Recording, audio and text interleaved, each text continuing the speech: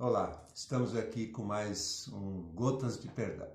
Esse assunto, perdão, Todos sabem que não se prega muito e muitas vezes nós queremos tratar isso como aquela história de colocar a sujeira debaixo do tapete.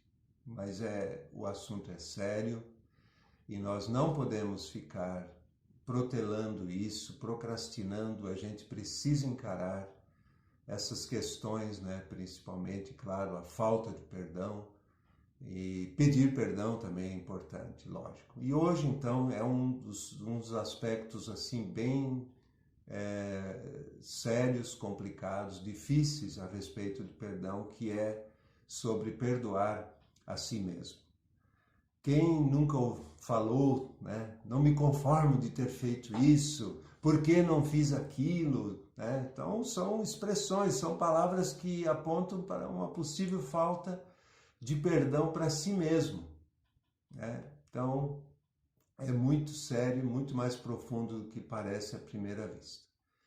No livro Perdão Total, o autor diz, já falei várias vezes sobre esse livro, que essa é uma questão complicada e que ele mesmo, o autor diz que ele não tem certeza se já perdoou mesmo tudo o que ele precisaria se perdoar. Ele acabou de completar 85 anos agora, esse precioso irmão. Kendall escreveu o livro a partir de uma experiência dramática de perdão que ele precisou perdoar pessoas que haviam prejudicado seu ministério, sua família e, em especial, um dos filhos.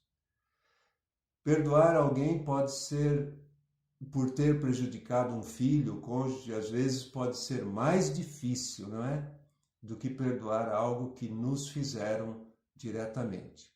Eu tenho citado bastante esse livro porque foi onde eu entendi melhor o significado do que seja perdoar por completo.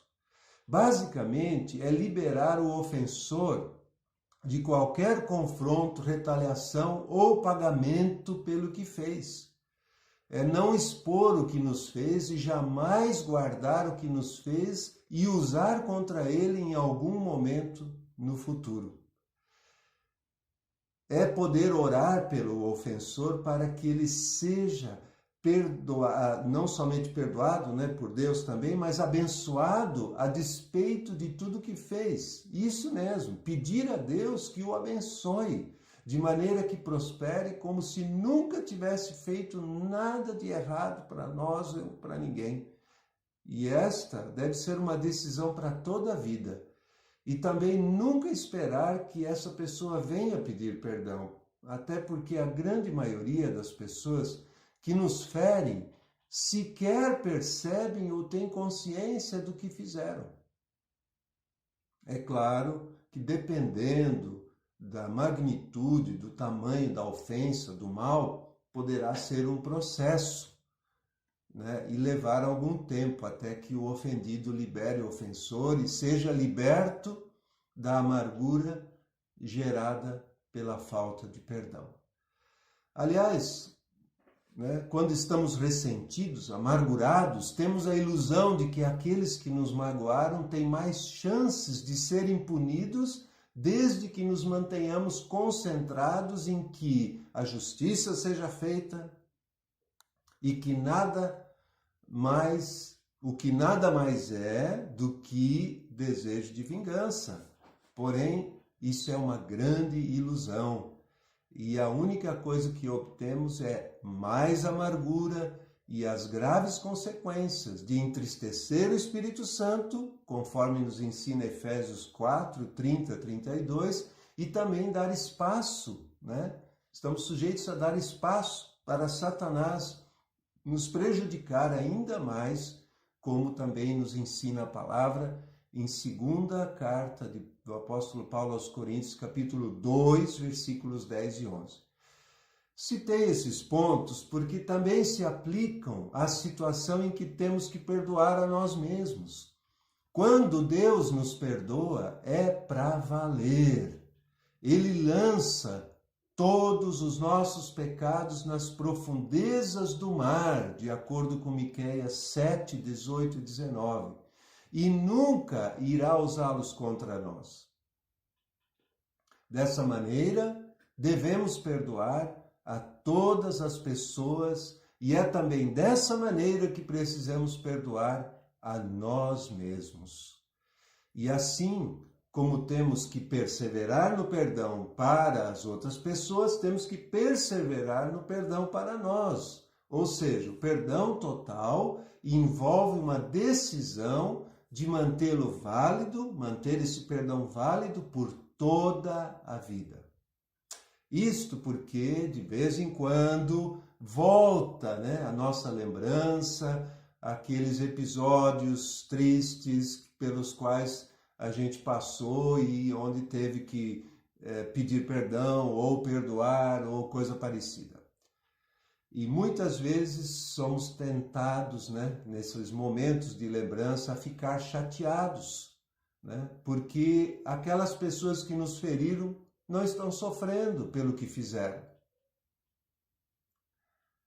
Então, lembrando, não dar espaço para Satanás, não entristecer o Espírito Santo, acolhendo a amargura no coração.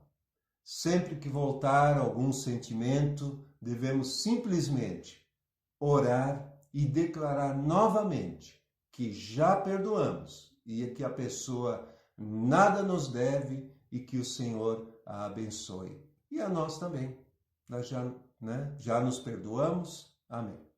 Lucas 6, 37 diz: não julguem e não serão julgados. Não condenem e não serão condenados. Perdoem e serão perdoados. É um princípio que se aplica aos outros e a nós mesmos.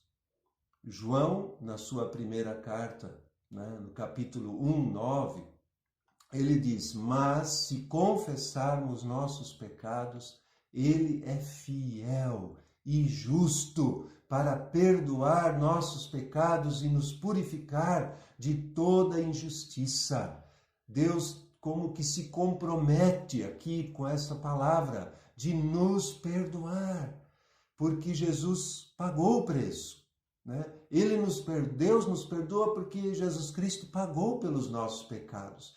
E ao confessarmos nossos pecados, voltamos à plena comunhão, total, plena com Deus.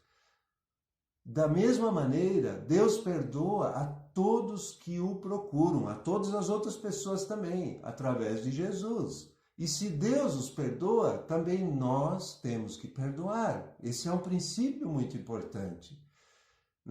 E da mesma maneira, a nós mesmos. Se Ele nos perdoa, porque nós pedimos perdão a Deus, temos também que perdoar a nós mesmos. Não podemos nós retermos o perdão contra nós mesmos. Aquela história da Corrie ten Boom pode também nos ajudar a entender um pouco melhor esse ponto. O ex-guarda do campo de concentração, que havia sido um dos responsáveis pela morte da sua irmã Betsy, veio até ela e lhe pediu perdão. Ele disse que havia se convertido, e que tinha certeza que Deus o perdoara dos seus pecados e atrocidades, mas ele queria ouvir dela que também o perdoara. Ela teve muita luta por alguns segundos, então orou pedindo ao Senhor que a ajudasse a liberar o perdão àquele homem. Foi quando ela entendeu que se não o perdoasse, seria como se estivesse exigindo algo além da morte de Jesus na cruz para o perdão daquele homem. Ela entendeu que isto era pecado. Pediu perdão ao Senhor por esse sentimento, por essa dificuldade em perdoar, e pediu ao Senhor que o ajudasse a liberar o perdão para o homem, o perdão do próprio Deus, que ela pudesse liberar o perdão do próprio Deus para ele ali. Ela então conseguiu liberar, e naquele momento teve uma das suas maiores experiências do amor de Deus em relação a uma pessoa. Sentiu um profundo amor por aquele homem. E agora ela não o via mais como um guarda, né, do campo de concentração, mas como um amado irmão. O exemplo se aplica ao perdão para si mesmo, no sentido de que se reconhecemos que pecamos e confessamos os pecados a Deus, Ele nos perdoa. Não há nada mais a fazer. O sacrifício de Jesus foi suficiente. Então, se não perdoamos a nós mesmos, estaremos agindo como se o sacrifício de Jesus não fosse suficiente para o perdão. E isso não agrada a Deus. Dizendo em outras palavras, estamos nos colocando acima de Deus nesta questão. Se Ele diz que perdoa, que perdoou, nós também podemos perdoar e não segurar mais nada. Já vimos pelas Escrituras que o perdão de Deus e o nosso perdão estão conectados. Se entendemos um, entendemos o outro. Se de coração recebemos o perdão de Deus, iremos também liberar o perdão para os outros e para nós mesmos. Às vezes, a pessoa que tem dificuldade de perdoar os outros, ela também tem dificuldade de perdoar a si mesma. Em relação aos outros, ela pode estar desejando que estes sofram ou paguem pelo que fizeram. É a amargura, que é o desejo que se faça justiça e que nada mais é, em outras palavras, do que o desejo de vingança. E em relação a si mesma, considera que também, então, se ela não está conseguindo se perdoar, que ela também precisa sofrer e pagar alguma coisa pelo que fez. Podemos dizer que seria um tipo de raiva, né, de si mesmo, né? Já ouvi muitas vezes pessoas, ai, eu me odeio, né? Ai, que raiva, por que eu fiz isso? E é parte da natureza humana, do orgulho humano. Importante pensar isso. Mas Deus não quer que tenhamos raiva de ninguém e também, inclusive, não termos raiva de nós mesmos. Na história também de José do Egito, após dar-se a conhecer aos irmãos, ele deu provas de seu perdão a eles e uma das recomendações que ele fez aos irmãos, inclusive, foi que não ficassem tristes e nem irritados contra eles mesmos, mas lembrassem que tudo que havia acontecido tinha sido planejado por Deus. Deus estava por trás, era um plano de Deus para salvar a família. E esse é o sentimento correto quando perdoamos alguém de coração, né? Reconhecemos que Deus estava por trás, que Deus pode transformar aquela situação para o bem e desejamos que a pessoa fique bem e que também perdoe a si mesma. E esse é o coração do nosso Deus. Ele não quer que fiquemos com raiva de nós mesmos pelo mal que fizemos, mas que nos perdoemos de coração e sigamos em frente. Quando Jesus se apresentou aos seus discípulos após a ressurreição, não os cobrou por tê-lo traído. Pelo contrário, tratou-os com amabilidade. Quando chegava, dizia, Shalom, né? A paz seja com vocês. E no caso de Pedro, que o traiu publicamente, vemos em João capítulo 21, o Senhor levando a uma restauração no relacionamento através das 3 vezes que pergunta para Pedro, né? Pedro negou 3 vezes e Jesus pergunta para ele 3 vezes, você me ama?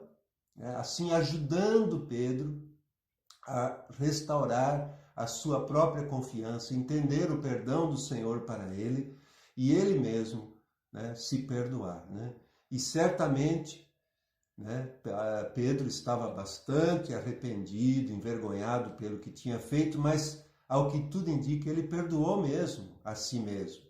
Que dias mais tarde, quando veio o Espírito Santo, ele, cheio do Espírito Santo, foi o grande instrumento de Deus para levar a palavra de salvação a 3.000 pessoas naquele dia de Pentecostes e a muitos outros, né, ao longo da sua vida.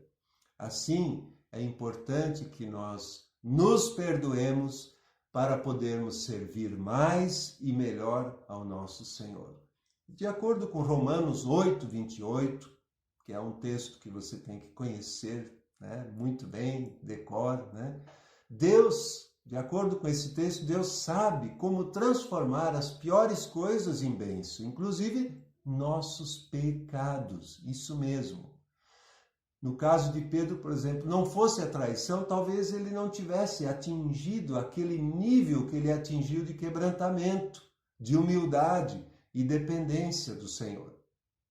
Muitas pessoas que caíram em pecados grosseiros tornam-se depois de reconciliados com Deus mais humildes e mais úteis nas mãos de Deus. Não estou dizendo que precisamos pecar gravemente para nos tornarmos pessoas melhores, mas é uma prova da capacidade de Deus de fazer com que o mal se transforme em bem e ele assim é glorificado. Não perdoar aos outros e a si mesmo tem a ver com orgulho. É comum, né, a gente ver pessoas que não gostam de receber presentes ou favores de outros. É puro orgulho. É a natureza caída. Por isso, muitos têm dificuldade também de entender a graça de Deus, de receber o perdão de Deus. Ah, não pode ser assim, não mereço tudo isso, não pode ser tão bom assim. E não merecemos mesmo, ninguém merece nada de Deus. Ele nos oferece gratuitamente o perdão e a salvação e quer que façamos o mesmo com os outros e conosco mesmos. Perdão não é para quem merece, é para quem precisa. Não lamente o que passou, o que perdeu ou o que deixou de fazer. Abrace, né? Abrace o perdão e deixe tudo nas mãos de Deus. Ele irá reorganizar todas as coisas e a partir do momento que você fizer isso, que você se perdoar, ele irá fazer com que tudo o que aconteceu se transforme em bênção. Deus diz, como se ele dissesse, pegue o seu perdão e não olhe para trás. Deus tornará os anos desperdiçados, pegará os anos desperdiçados e fará com que pareçam bons. Em Joel 2,25, né, temos uma promessa maravilhosa. Restituirei os anos que foram consumidos pelo gafanhoto. Ele pode fazer isso. Deus pode fazer isso. Louvado seja o Senhor. Como esse assunto é muito importante, nós iremos continuá-lo na próxima Gota de Perdão. Deus te abençoe.